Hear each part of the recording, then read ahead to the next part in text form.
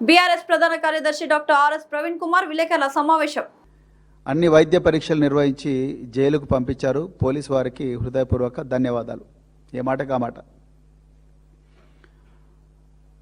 దాని తర్వాత మరి బాధితురాలు ఇక్కడికి రావడం, తర్వాత మా సీనియర్ నాయకులు హరీష్ రావు గారు, సునీతా లక్ష్మారెడ్డి గారు పోయి వారిని పరామర్శించడం, దాని తర్వాత మరి అక్కడ వాళ్ళ కుటుంబాన్ని సరిగా చూసుకోవడం లేదు, హాస్పిటల్ యాజమాన్యం ప్రభుత్వం చూసుకోవడం లేదు అని తెలిసి వాళ్ళు కూడా వాయిస్ ఇవ్వడం. అదేవిధంగా హరీష్ రావు గారు, సునీతా లక్ష్మారెడ్డి గారు చాలా ముఖ్యమైన విషయాలు ఒకటి రెండు చెప్పారు.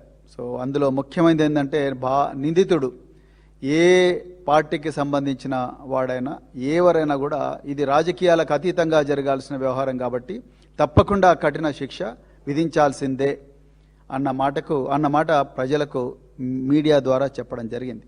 అదేవిధంగా మరి మాజీ మంత్రివర్యులు సునీతా లక్ష్మారెడ్డి గారు ఒక విషయం చెప్పారు. నిజంగా ఆ విషయం తలుచుకుంటేనే చాలా భయం వేస్తున్నది. ఆ బాధితురాలు పురుషులు ఎవ్వరు దగ్గరికి పోయినా, డాక్టర్లు ముఖ్యంగా ఎవరు దగ్గరికి పోయినా కూడా వాళ్ళంటేనే భయపడుతున్నది అన్న ఒక మాట వారు చెప్పడం జరిగింది. నిజానికి ఈ భారత ప్రభుత్వం 2012లో పోక్సో యాక్ట్ తీసుకొచ్చినప్పుడు కూడా ఇప్పుడున్న ఎన్డీఏ గవర్నమెంట్ పోక్సో యాక్ట్కు మరణశిక్ష విధించింది. సెక్షన్ 6 హ్యాజ్ డెత్ పెనాల్టీ, మరణశిక్ష విధించింది. కారణం ఏందయ్యా అంటే ఈ పోక్సో అనే నేరం మామూలు నేరం కాదు.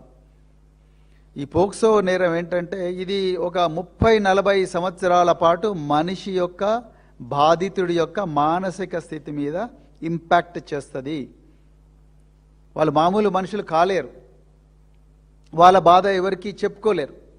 చిన్నపిల్లలు, మైనర్ బాలికల మీద జరిగిన దాడి కాబట్టి వాళ్ళు ఏం చెప్పాలో కూడా తెలియని పరిస్థితి.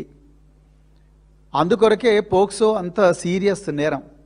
గత 2024లో తెలంగాణలో దాదాపుగా 2103 అంటే 2103 ముగ్గురు మైనర్ బాలికల మీద ఈ లైంగిక నేరాలు నమోదు అయినాయి.